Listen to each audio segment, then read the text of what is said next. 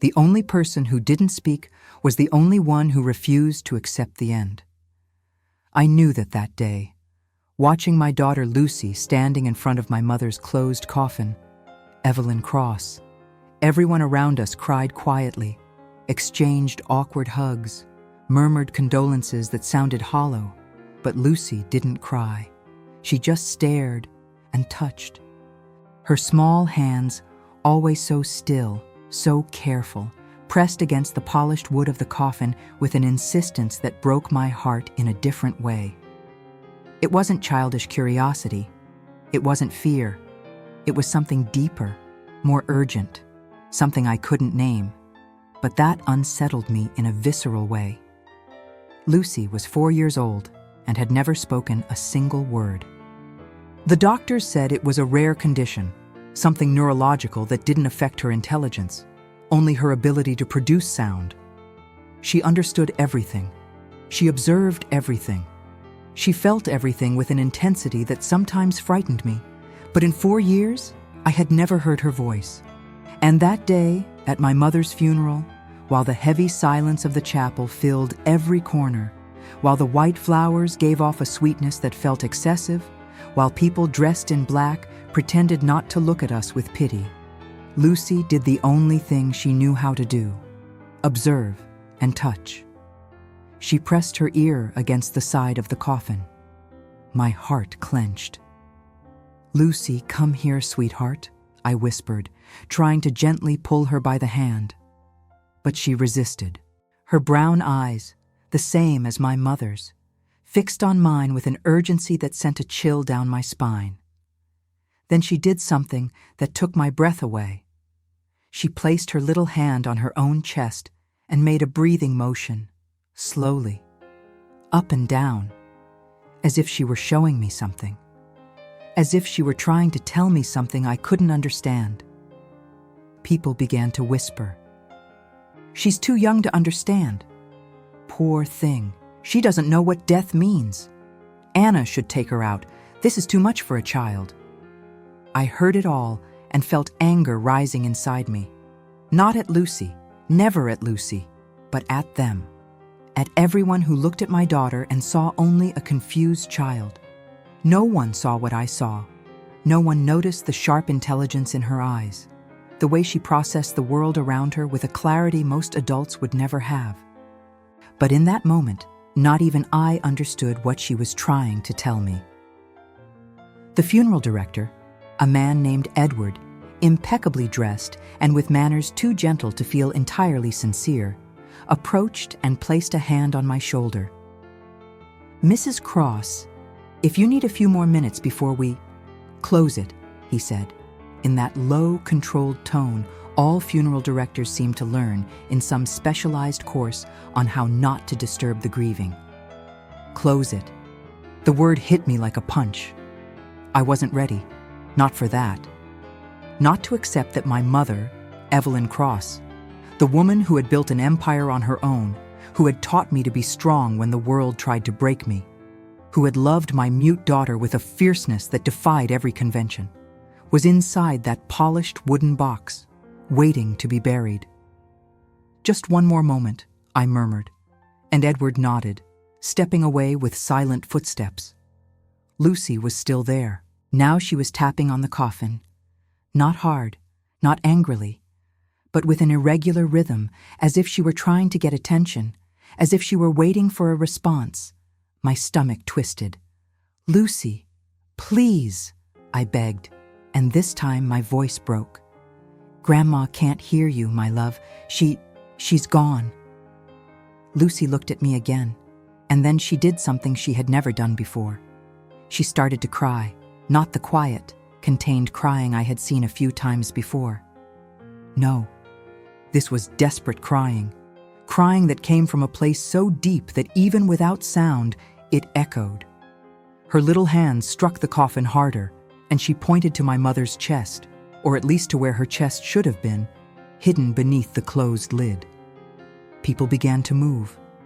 Some stepped closer, others backed away, uncomfortable with the scene. I heard murmurs of compassion mixed with relief that it wasn't them dealing with it. I knelt beside Lucy and pulled her toward me, but she struggled. She wanted to go back to the coffin, wanted to touch it again, wanted something, and I didn't know what. "Mrs. Cross, we need to proceed," Edward said, firmer this time, but still gentle. "People are waiting." I nodded, defeated, and held Lucy tighter.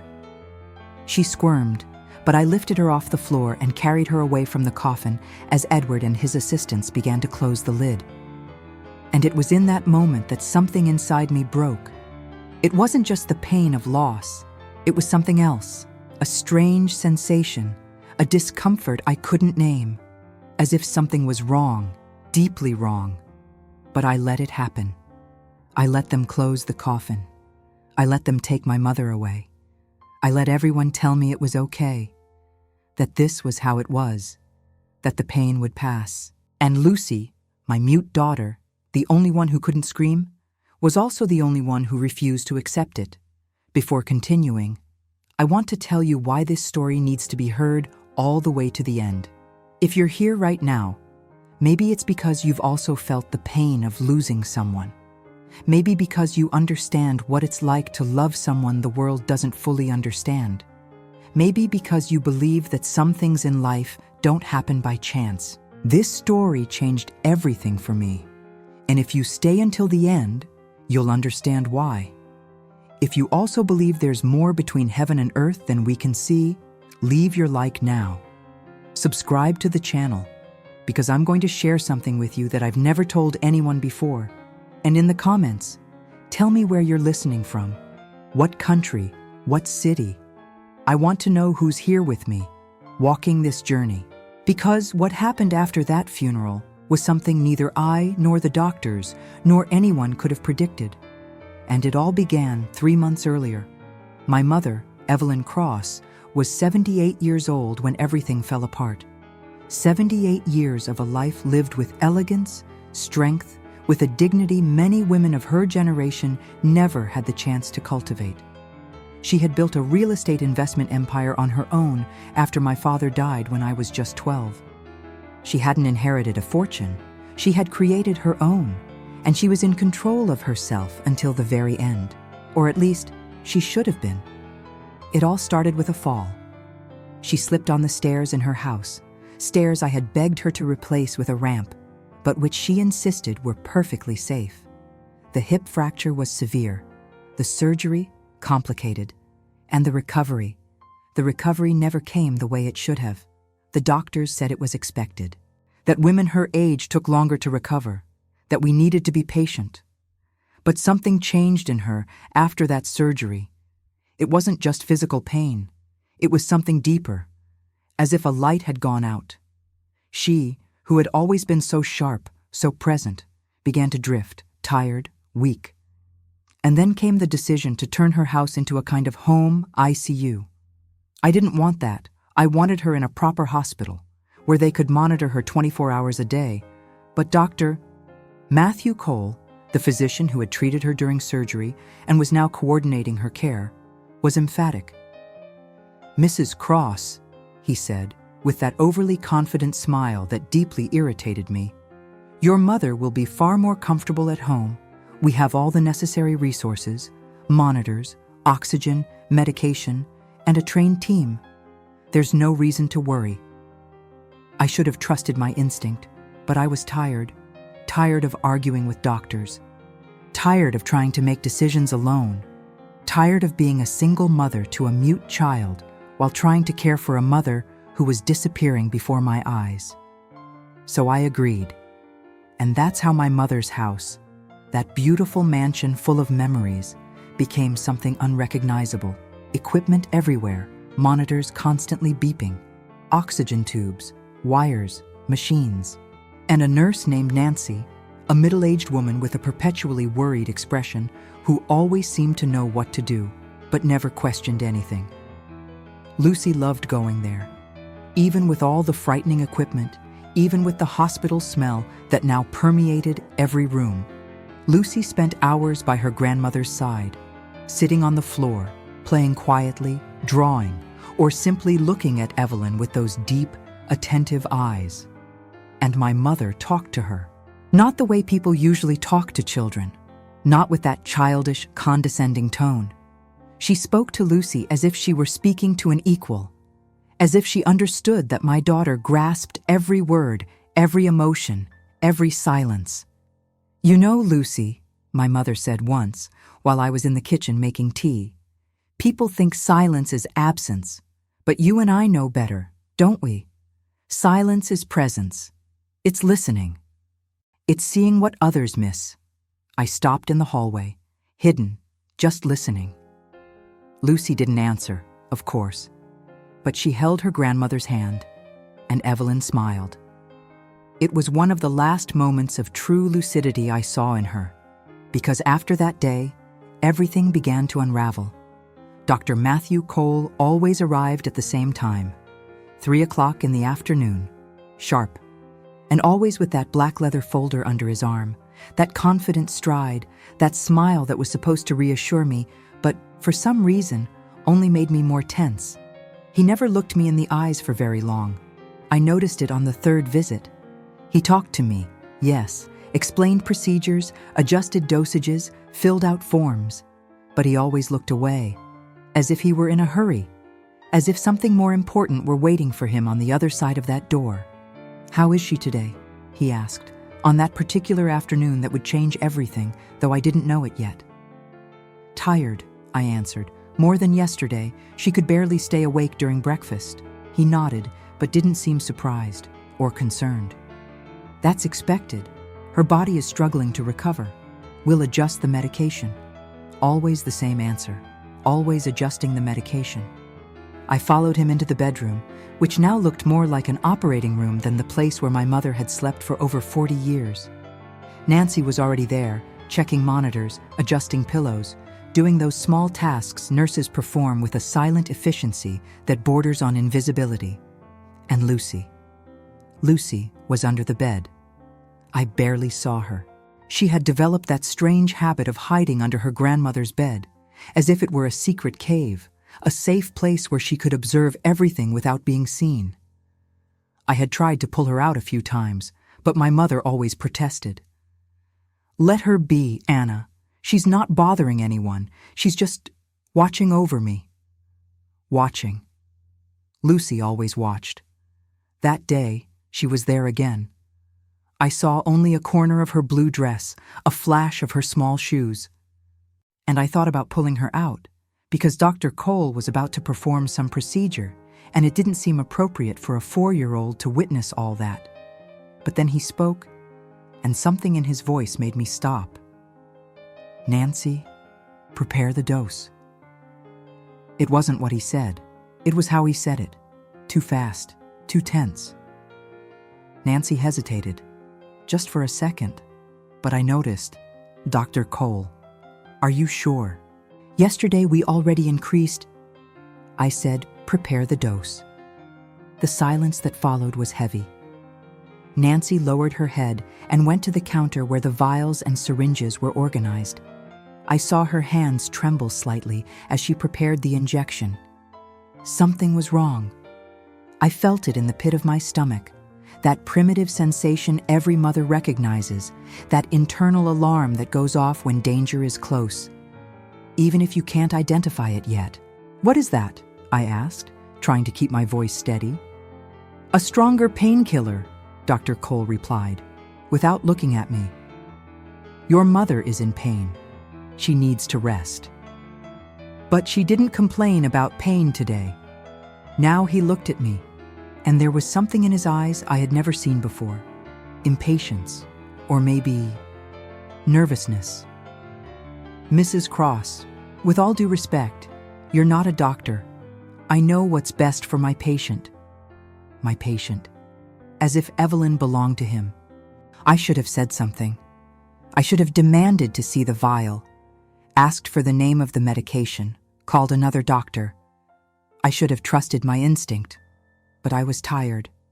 So tired, and he was the doctor, and everyone said he was good. One of the best. So I just nodded and watched as Nancy injected the medication into my mother's arm. The reaction was immediate. My mother, who had been drowsy but still conscious, suddenly opened her eyes wide. Not in relief. In panic, her mouth opened as if she were going to scream, but no sound came out. Her hands clenched, gripping the sheets with a strength I didn't know she still had. And her eyes. God. Her eyes searched for mine with a desperation that froze me in place. "Mom!" I screamed, running to her side. "It's normal," Dr. Cole said immediately, stepping between me and the bed. "It's just the medication taking effect. She'll relax in a few seconds." But it didn't look like relaxation. It looked like terror. Nancy held my mother by the shoulders, gentle but firm, as her body began to tremble. And then, just as suddenly as it had started, it stopped. My mother became completely still. Her eyes were still open, but empty now. Her breathing, which had been rapid and desperate seconds earlier, was now almost imperceptible. "There, Doctor," Cole said, and there was a strange relief in his voice. "She's resting now. Much better." I looked at my mother and couldn't recognize her. It was as if she had been erased, as if whoever had been there moments before had simply disappeared. "What did you give her?" My voice came out louder than I intended. "I've already explained. A painkiller, with a mild sedative. She needs rest, Mrs. Cross. Her body needs time to heal." He was already packing up his things, getting ready to leave, as if nothing extraordinary had just happened. "I'll be back tomorrow at the same time. Nancy, monitor her vital signs every hour. Any changes, call me." And then he left. He simply left. Nancy stayed there, checking monitors, adjusting blankets, performing her mechanical tasks. But I saw that her hands were still trembling, and she avoided my gaze. "Nancy," I called softly. "What was that?" She stopped, but didn't turn around. "It was the treatment, Mrs. Cross. Dr. Cole knows what he's doing." "Does he?" I pressed, "because that didn't look normal. You hesitated before preparing the dose. Why?" Finally, she looked at me, and for a brief moment, I saw something cross her face. Doubt, fear, guilt. But then she composed herself. "I just wanted to be sure of the dosage. It's my job to be careful. But Dr. Cole was right. It's the protocol." Protocol. That word began to haunt me. I stepped closer to the bed and held my mother's hand. It was cold, not icy, but too cold, and there was no response to my touch, none. It was like holding the hand of a statue, and then I felt something, a tiny pressure, almost imperceptible. My mother was squeezing my hand. My heart raced. "Mom, can you hear me?" Nothing. Her eyes remained empty, her body motionless. But that pressure, it was there, weak, but there. "Nancy, she's squeezing my hand." Nancy came over and checked the monitors. "The vital signs are stable. Mrs. Cross.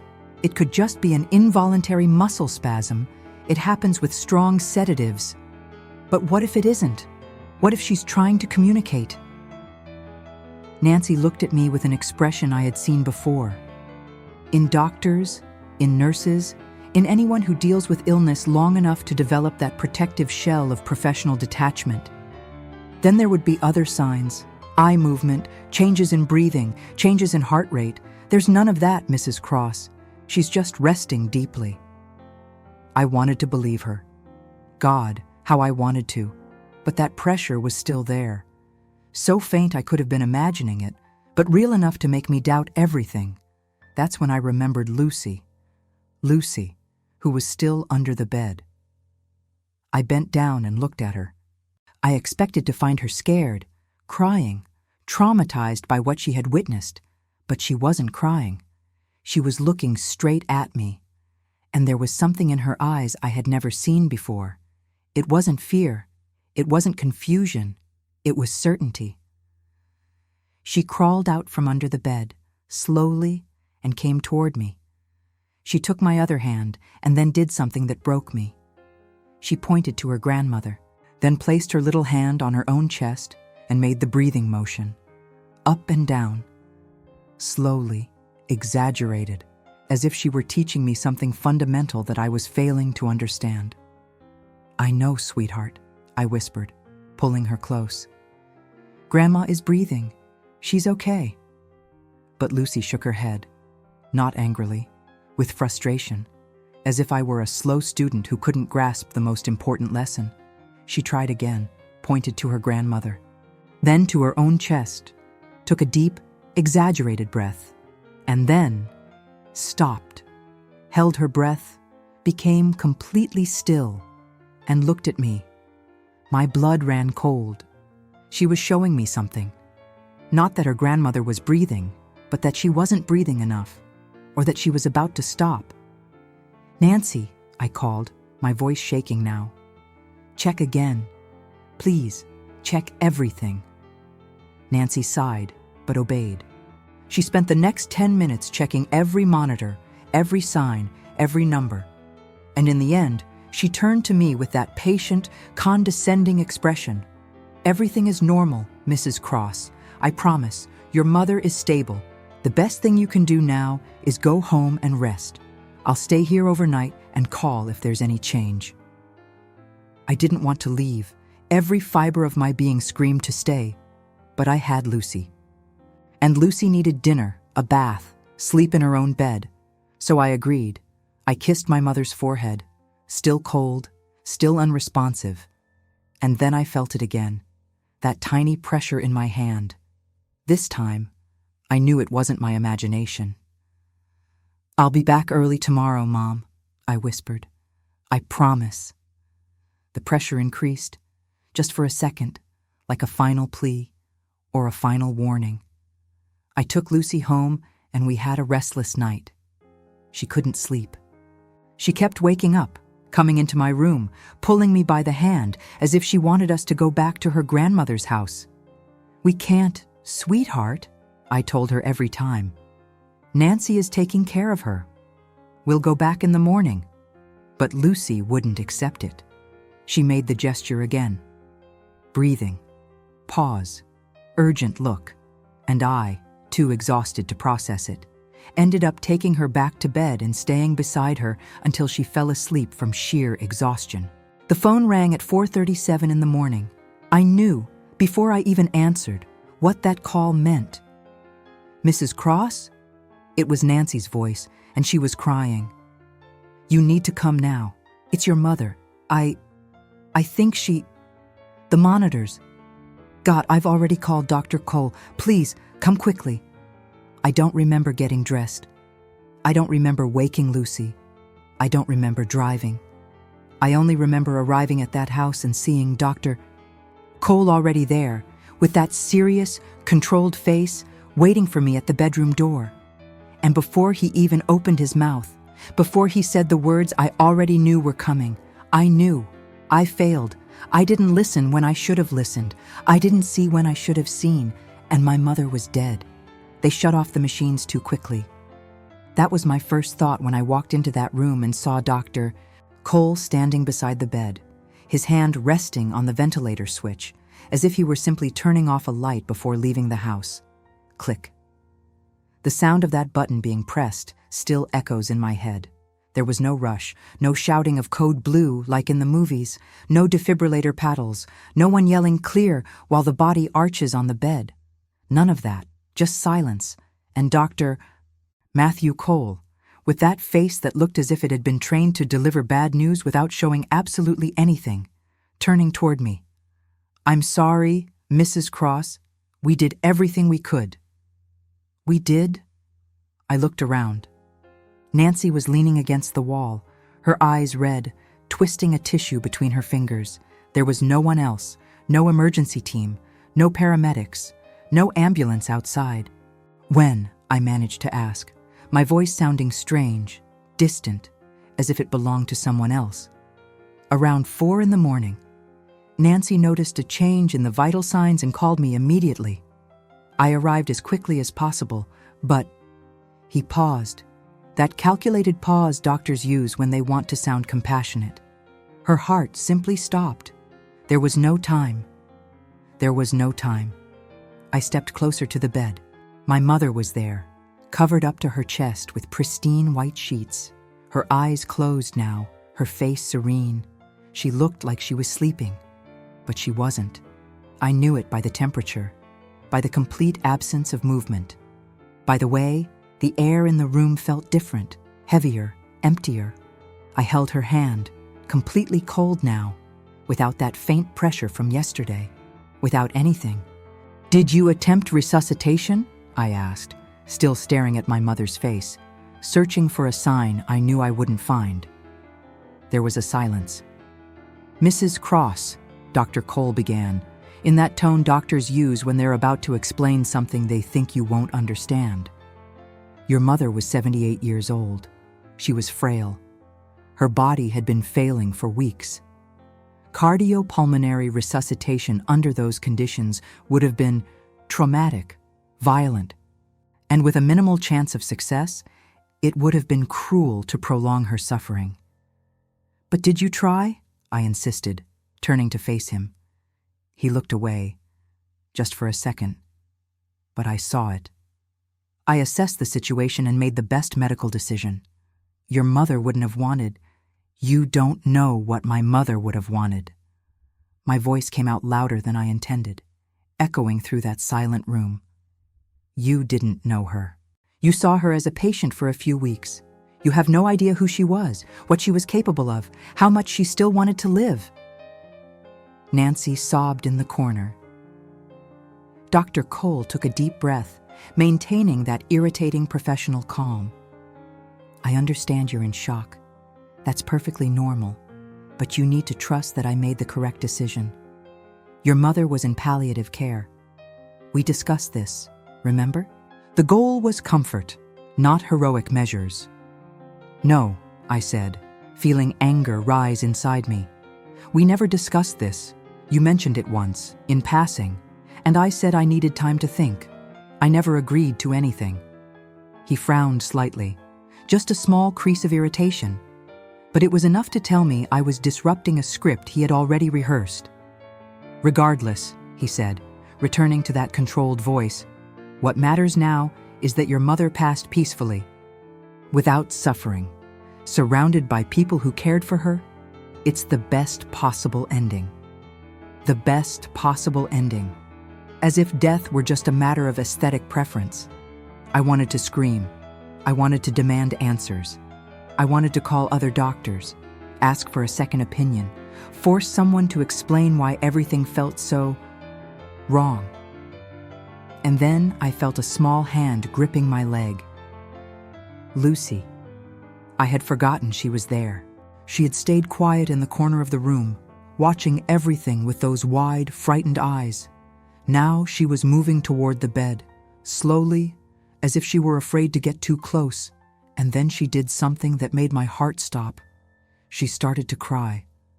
My daughter, who had never made a sound in her life, was crying. It wasn't an audible cry, it couldn't be, but it was real, tears streaming down her face, shoulders shaking, mouth open in a silent scream that seemed to tear the air around her. I bent down and picked her up, but she twisted in my arms, wanting to get down, wanting to go to her grandmother. "Lucy, no." I tried to hold her, but she was surprisingly strong for such a small child. She slipped out of my arms and ran to the bed, climbed onto the chair beside it, and then, before I could stop her, placed both little hands on her grandmother's chest and pushed, not hard, not violently, but urgently, as if she were trying to wake her up. "Lucy, stop," Dr. Cole said, stepping forward. "You're going to hurt her." "She's dead," I said, and the words came out like glass from my mouth. "She can't be hurt anymore." But Lucy didn't stop. She pushed on her grandmother's chest and then pointed at the machines that had been turned off. Then back to her grandmother. Then she made that gesture. That cursed gesture I should have understood yesterday. Breathing. She placed her hand on her own chest and exaggerated the motion of inhaling, up and down, then pointed again to the machines, to the ventilator, to the monitors with black screens. And suddenly, as if someone had turned on a light in a dark room, I understood. She wasn't trying to tell me her grandmother was breathing. She was trying to tell me her grandmother needed to breathe. That the machines needed to be on, that something was wrong. Yesterday, she had been trying to warn me yesterday. My stomach twisted. When exactly did her heart stop? I asked abruptly, turning to Dr. Cole. He blinked, clearly surprised by the change in my tone. As I said, around 4 in the morning. And when did Nancy call you? Around 4 as well, perhaps 4:10. And you arrived when? 4:25. I looked at the clock. It was 5:15. So you were here for 50 minutes before I arrived. Yes, I needed to assess the situation, pronounce the death, begin the necessary documentation. And at no point did you try to reverse it. His jaw tightened. Mrs. Cross, I've already explained. No, I interrupted, feeling a terrifying clarity settle over me. You didn't explain. You gave me excuses, but you didn't explain why my mother, who was conscious yesterday, who was holding my hand, who was alive and present, is now dead without anyone even attempting to save her. Anna, Nancy said for the first time, her voice small and broken. She was very weak. Dr. Cole is right. There wouldn't have... Do you agree with this? I asked, turning to her. You, who have been a nurse for how many years, do you really believe it was right to shut everything off and simply let her die without trying anything? Nancy opened her mouth, but no sound came out. Her hands were shaking again. Nancy did her job, Dr. Cole said, his voice colder now. And I did mine. I know you're going through a difficult moment, Mrs. Cross, but questioning my medical decisions won't bring your mother back. No, I agreed, feeling tears finally arrive, but not from sadness, from rage. But it will help me understand why I feel like you didn't try to save her. That you, in fact, let her die. The silence that followed was taut as a rope about to snap. Dr. Cole looked at me for a long moment. Then slowly, he picked up his briefcase. I'll attribute your words to shock and grief, he said, with a coldness that made me realize I had crossed a line. But I suggest you be careful with unfounded accusations. Losing a mother is hard. Committing defamation against a medical professional can make things much worse. It was a threat, thinly veiled, but a threat. He turned to leave, but stopped at the door. The death certificate will be sent later today. 'Cause cardiac arrest due to post-operative complications. Natural for someone in her condition. My condolences. And then he left. Just left. Nancy stayed for a few more minutes, murmuring apologies I barely heard, explaining that she needed to organize a few things before leaving. I ignored her. I stayed there, holding Lucy, staring at my mother's dead body, trying to process what had just happened. Something was deeply wrong. But what could I do? I wasn't a doctor. I had no proof, just a knot in my stomach and the desperate behavior of a 4-year-old child who couldn't speak. Lucy had stopped crying by then. She curled up against me and rested her little head on my shoulder, but her eyes remained fixed on her grandmother. And then she did something that sent a chill through my soul. She pointed at her grandmother and then at herself, as if she were saying, "She and I, the two of us, we know." We know what? I wanted to ask. But I didn't, because deep down, somewhere primal and unspoken inside me, I think I already knew the answer. I just didn't want to believe it. The next day passed in a blur of practical decisions and numbing pain. Choosing a casket, choosing flowers, choosing clothes, choosing music. Phone calls, paperwork. People showing up at the house with food I didn't eat and hugs I didn't feel. Lucy never left my side. She, who had always been independent, who was content playing alone, now followed me from room to room like a silent shadow. And every time she dozed off, she had nightmares. She would wake up shaking my hand, pulling me, pointing toward the door as if we needed to go somewhere. And when I didn't understand, when I tried to calm her and make her settle down, she cried that silent, desperate cry until it was time for the funeral.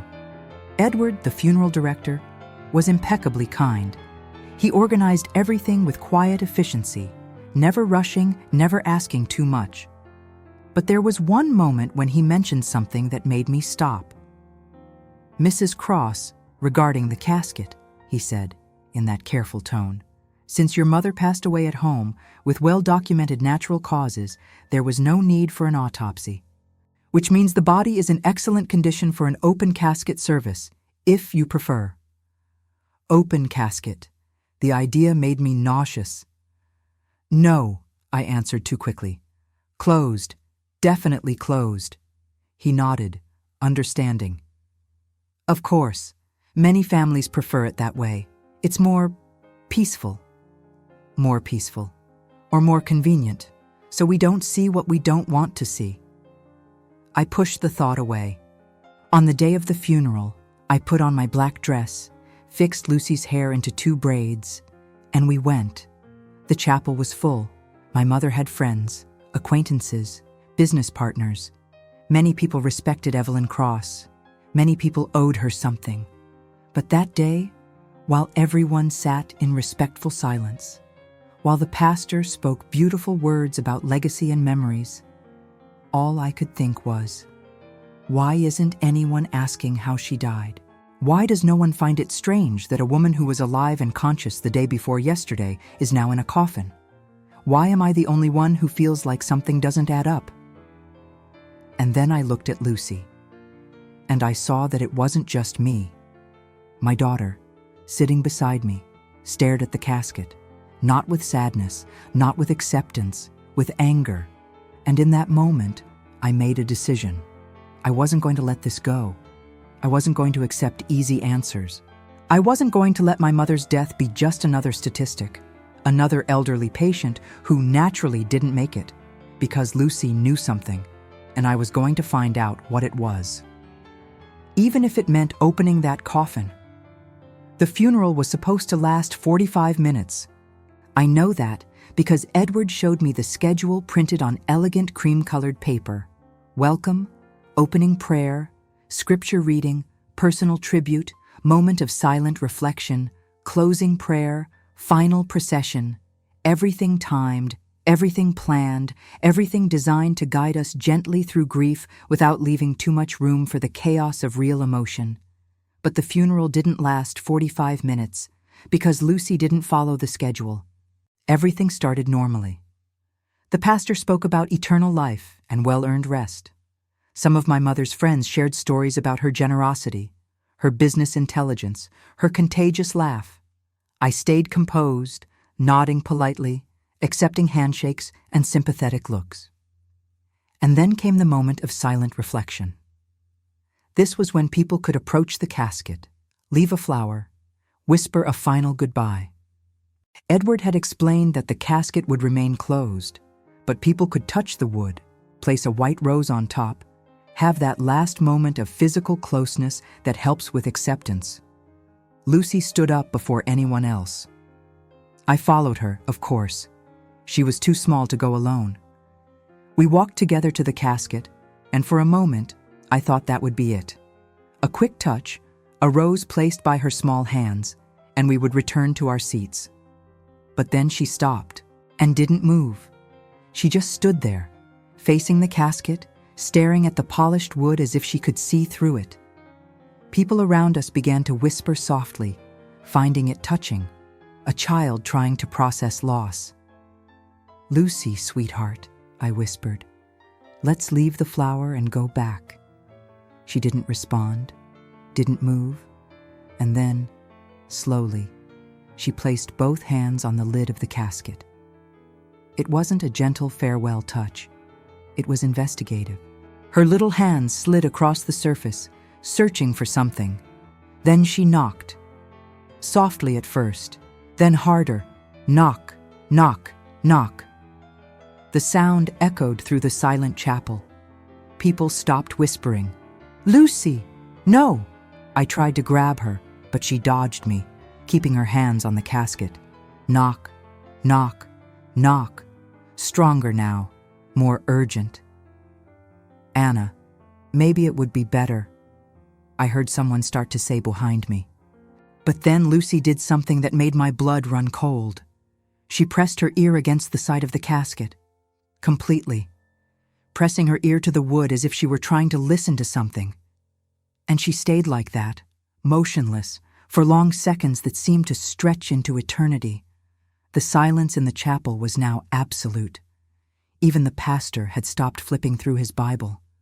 Then Lucy pulled back. Her eyes were wide, not with fear, with certainty. She started pounding on the casket again, this time with both hands, hard, desperate, bam, bam, bam. "Lucy, stop," I said, louder now, trying to pull her away. But she fought me. Her mouth opened in that silent scream, tears streaming down her face, and she kept hitting, bam, bam, bam. People began to stand. Concerned murmurs filled the air. Edward appeared at my side, wearing that expression of someone who has seen everything but is still slightly surprised. "Mrs. Cross, perhaps it would be best to take the child outside for a few minutes." "She's fine," I said, not knowing why I was defending this. "She just needs a moment." But Lucy didn't need a moment. She needed someone to open that damn casket.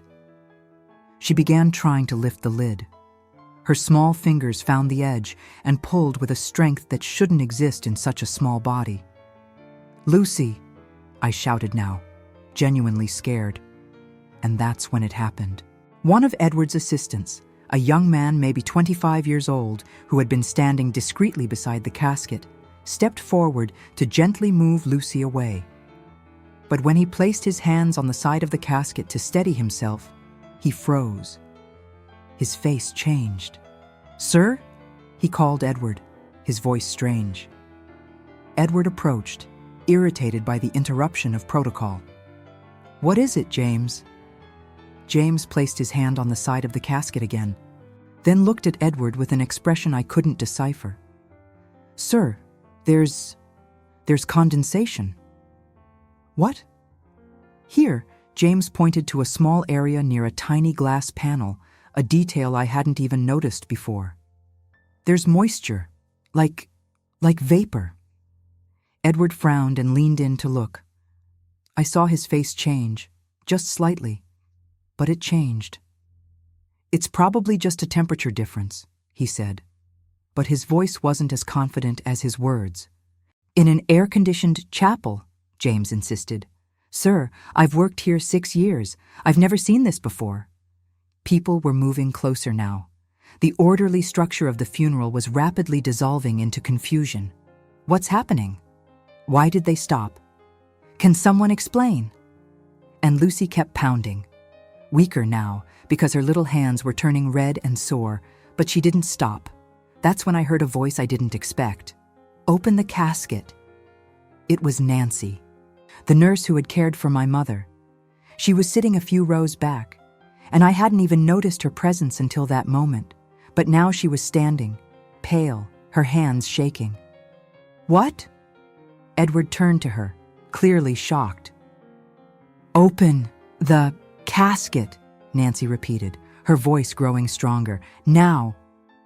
"Mrs. Mitchell, I understand everyone is emotionally overwhelmed, but this is highly—" "The medication," Nancy interrupted, tears now streaming down her face. "The medication Dr. Cole gave her. I should have said something. I should have— God forgive me. I should have said something." My heart started pounding so hard I thought everyone could hear it. "What medication?"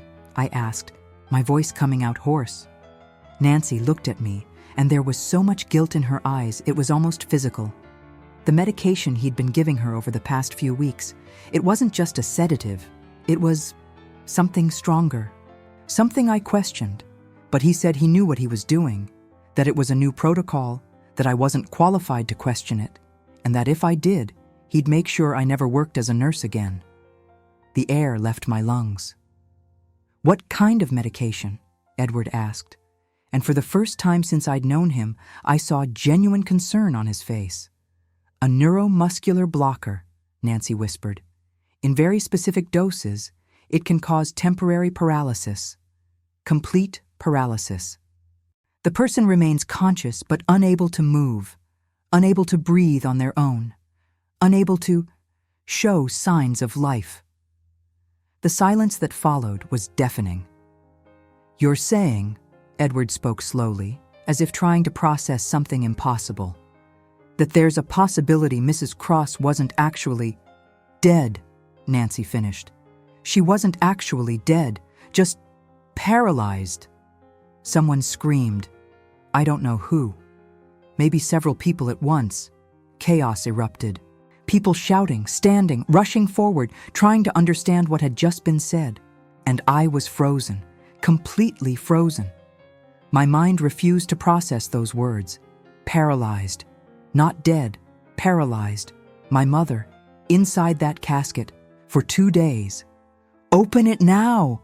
I suddenly screamed, my voice slicing through the chaos like a blade. Edward didn't hesitate anymore. He and James ran for the tools. The casket had been sealed, as protocol required. They needed a special key, a lever. Every second felt like an eternity. Lucy had stopped pounding now. She just watched, those huge eyes waiting. She knew. All along, she knew. Click. The sound of the latch opening. Edward and James lifted the lid. And what I saw will haunt me for the rest of my life. My mother was there, exactly as they had placed her 2 days earlier.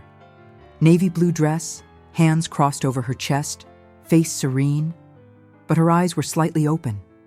Not fully, just a sliver, as if she had been desperately trying to open them completely, but couldn't. And there were tears.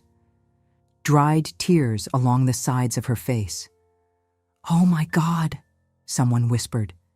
Edward immediately placed his fingers on her neck, searching for a pulse. The seconds dragged. I wasn't breathing.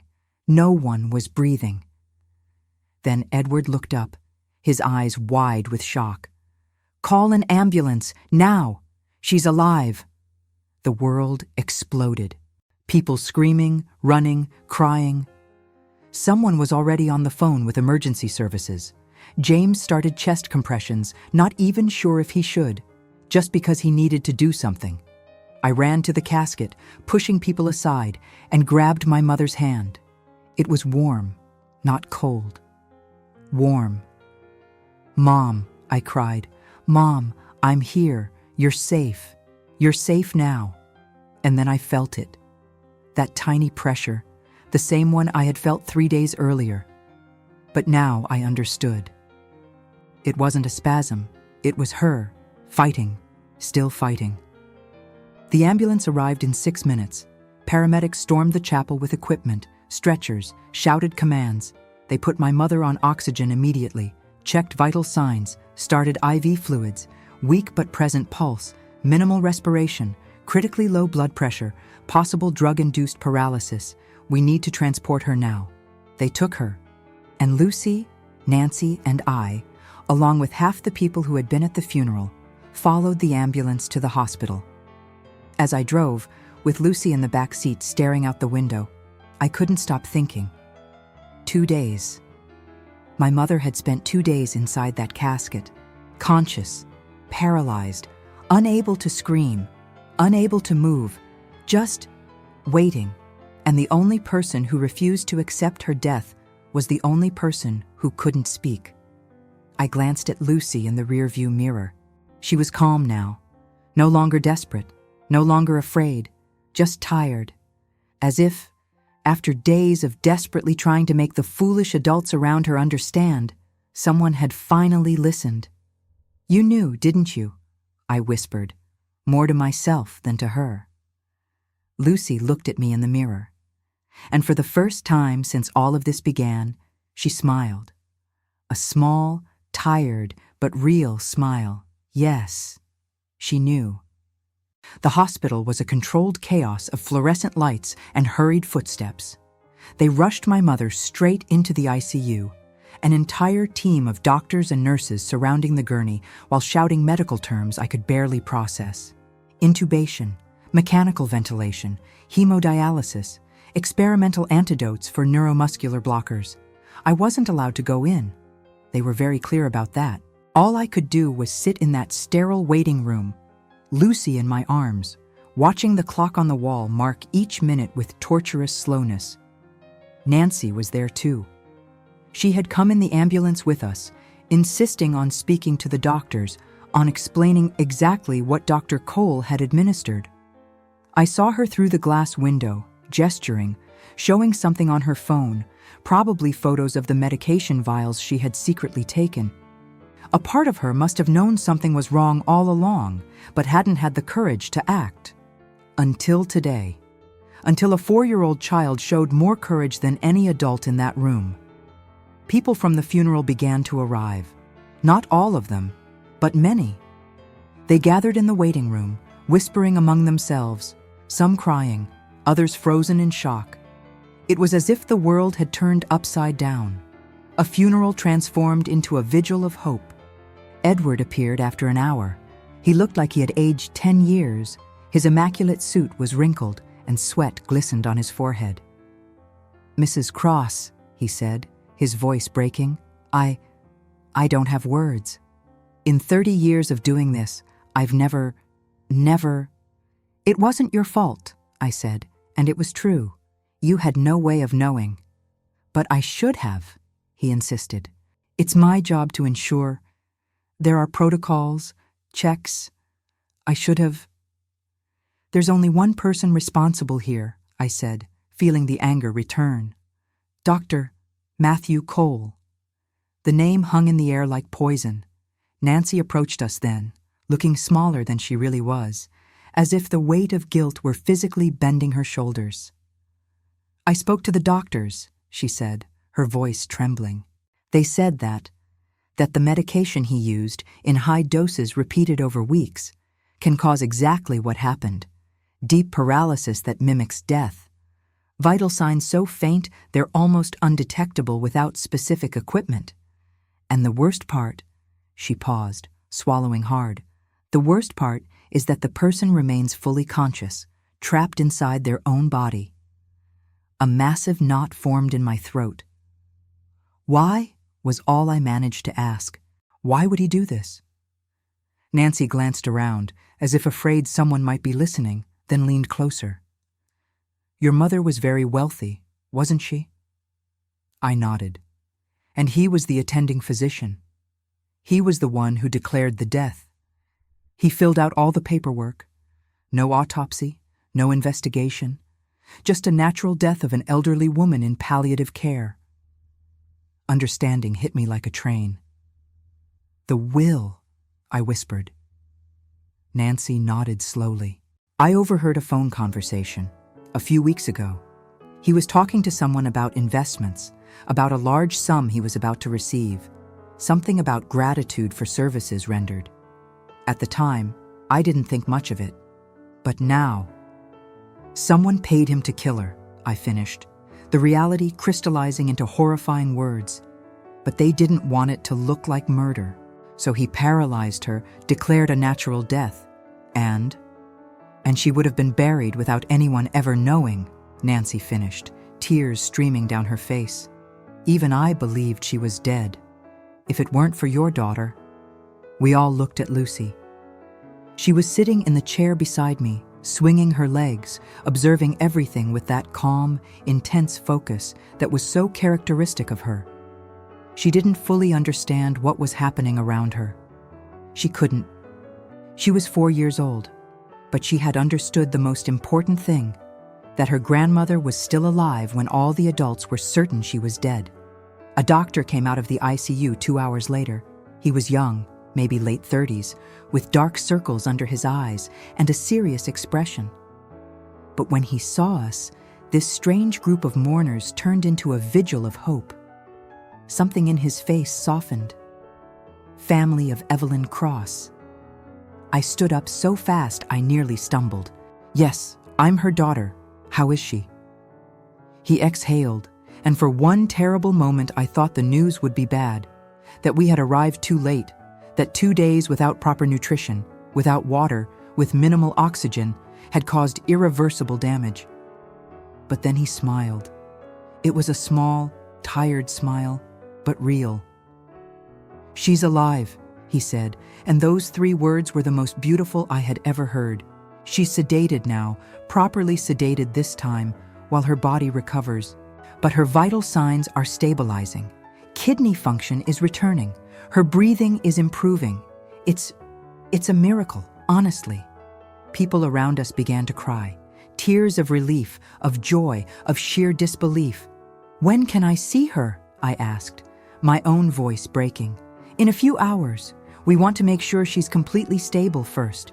But, Mrs. Cross," he hesitated, "I need to warn you that what your mother went through was traumatic, physically and psychologically. We don't yet know the full extent of the impact. There may be neurological damage, memory issues, or—" "She's alive," I interrupted. "That's all that matters right now." He nodded, understanding. "There's something else," he said, his expression growing more serious. "I've already contacted the authorities. What was done to your mother was not a medical error. It was deliberate, criminal. The police will want to speak to all of you, and they'll want to find Dr. Cole?" "He disappeared?" I asked, not entirely surprised. "Apparently, as soon as news that your mother had been found alive began to spread, he simply vanished. Phone disconnected. House empty. But they will find him." "I hope so," I thought. "And I hope he pays for every second my mother spent trapped inside that coffin." They allowed me to see my mother at 7 that evening. She was in an ICU bed, surrounded by machines that were now truly saving her life instead of being shut off prematurely. Tubes, wires, monitors, but this time, every one of them confirmed that she was there, alive, fighting. I approached slowly, almost afraid that if I moved too fast, she would disappear like a mirage. But she was there. Her face looked different from what I remembered. Thinner, paler.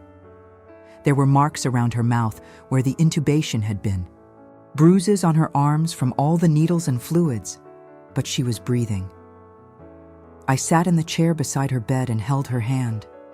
Warm now, not that cold of death. "Mom," I whispered, "I'm so sorry. I'm sorry I didn't understand sooner.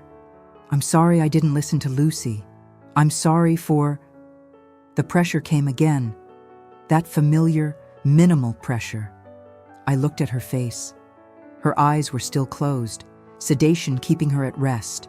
But her hand was responding. "Can you hear me?" Pressure again, stronger this time. Tears began to fall, and I didn't try to stop them. "We're going to get you out of here. We're going home. To your real home, not that hospital disguised as one. And we're going to make sure the man who did this to you never touches another patient for the rest of his life." Another squeeze, as if she were saying yes.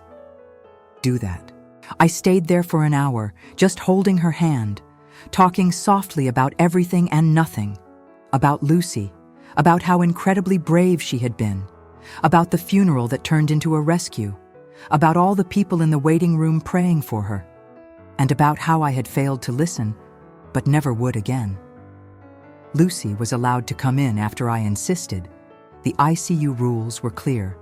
No children. But I argued that if it weren't for this particular child, my mother would be 6 feet underground by now. Somehow, they agreed. I led Lucy by the hand to the bed.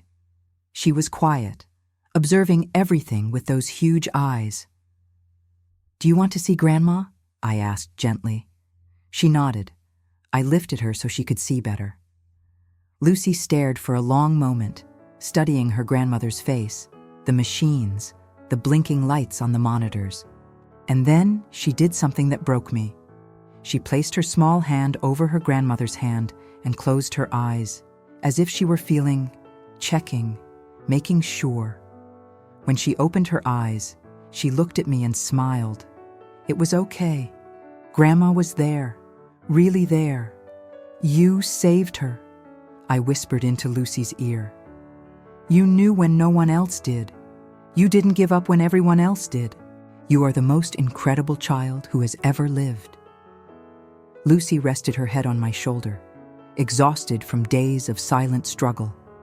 And then something happened that I never, in a million years, would have expected. My mother opened her eyes, not fully, just a little, heavy eyelids fighting the sedation, but she opened them, and she looked directly at Lucy. Her mouth moved. No sound came out. The recent intubation had left her throat too sore, but I knew what she was trying to say. Thank you. And Lucy, my daughter who had never spoken a word in her life, who had never made a sound, did something extraordinary. She placed her finger gently over her grandmother's lips, as if to say, "Shh, rest, I understand." And they stayed like that, looking at each other. The 78-year-old woman who had survived the impossible, and the 4-year-old child who refused to let the impossible happen. They didn't need words. They never did. Dr. Matthew Cole was arrested 3 days later. They found him trying to cross the border into Mexico with a suitcase full of cash and fake documents. Apparently, he wasn't just a corrupt doctor. He was part of a larger scheme, physicians being paid by impatient heirs to accelerate inheritances through deaths that looked natural. My mother wasn't the first, but thanks to Lucy, she would be the last. Nancy testified against him. She temporarily lost her license for not reporting sooner, but eventually got it back. She now works in a patient protection program, teaching other healthcare professionals how to recognize signs of medical abuse. Edward, the funeral director, implemented new protocols. Now every body undergoes far more rigorous checks before burial. Temperature sensors, condensation inspections, multiple confirmations of death. Because of what happened to my mother, those protocols are spreading across the country. How many lives will be saved because of a mute child who refused to accept what every adult was absolutely certain of? My mother spent 6 weeks in the hospital. They were difficult weeks.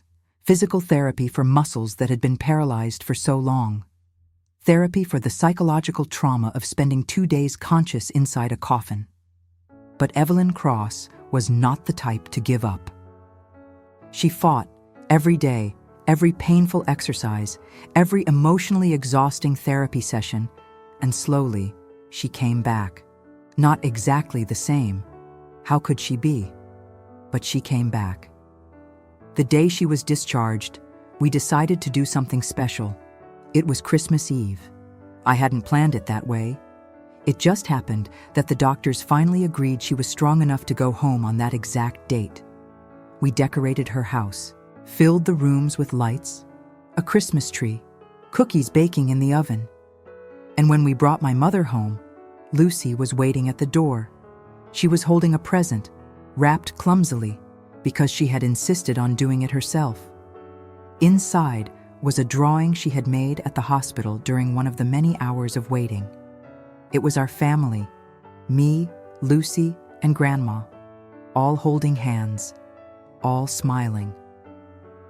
My mother looked at the drawing for a long time, and then, for the first time since all of this happened, she cried. Not from sadness, not from trauma, from gratitude. "You saved me," she whispered to Lucy, her voice still hoarse but growing stronger every day. "Because you listened." Lucy smiled and made the gesture that now meant everything to us, hand on chest, breathing, life.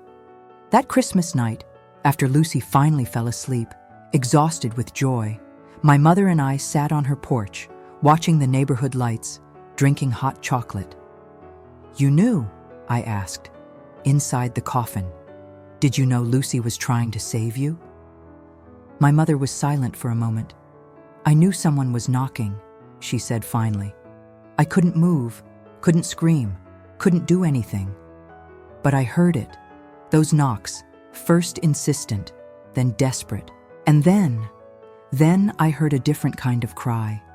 A cry I would recognize anywhere. Lucy's silent cry. She paused, wiping away a tear. And I knew that if she was crying, it was because she knew. She always knows, Anna. That child sees the world in a way we never will, and she didn't give up on me. She loves you, I said simply. And I love her, my mother replied, more than words can express, which is ironic, considering she doesn't have words. We both laughed. It felt good to laugh, after everything. What are you going to do about the inheritance? I asked, because that was the question everyone was asking, but no one dared to say out loud. My mother looked at me with that sharp look that meant she already had it all planned. I'm changing the will. Most of it will go to Lucy. In a trust fund she'll receive when she turns 18, so she can do whatever she wants. Study whatever she wants. Be whoever she wants to be. She's going to love that, I said. And the rest, my mother continued, will go to organizations that protect vulnerable patients, that train healthcare professionals to recognize abuse, that ensure what happened to me never happens to anyone else. It was perfect. Completely perfect. And you? She asked, turning to me. How are you, Anna? Really? I thought about it, about the past weeks. The terror, the anger, the guilt, the relief. I'm learning to listen, I said finally. Not just with my ears, but with my heart, with intuition, with that part of us that knows things logic can't explain. Lucy taught you that, my mother said. Lucy taught us that, I corrected. Years passed. Lucy grew, still mute, but never silent. She communicated in 1,000 ways, drawings, expressions, gestures, and eventually sign language, which she learned and taught to the whole family. She became an artist. Her paintings captured emotions words could never hold. People from all over the world bought her work, not just because it was beautiful, but because it said something true. My mother lived to 92 years old, 14 more years than she would have lived if Lucy hadn't insisted. 14 years of Christmases, birthdays, graduations, trips, laughter. 14 years stolen from death and returned by a child's refusal to accept the unacceptable. When my mother finally died, this time truly, peacefully, in her sleep, surrounded by family, Lucy was 18. And at the funeral, a real funeral this time, Lucy did something no one expected. She spoke. Not much. Just 3 words. Her voice rough from nearly 2 decades of disuse, but clear enough for everyone to hear. Goodbye, Grandma. Rest. They were the only words she spoke that day. The only words she needed to speak. Because some things are too important to remain unspoken, and some people are too brave to be silenced. If you stayed with me until the end of this story, thank you. Thank you for listening and for understanding that sometimes miracles don't come with heavenly lights or angelic choirs. Sometimes, miracles come in the form of a small child who refuses to accept what everyone says is true. If this story touched you, if it made you feel something, leave a like. And in the comments, tell me, have you ever had a moment when you felt something was wrong, but everyone around you said everything was fine? Did you listen to your intuition? Or did you let others convince you to ignore it? Merry Christmas, or happy whatever day you're listening to this. And if this story moved you, don't forget to watch the next one I've left recommended here on the end screen. I'm sure you're going to love it.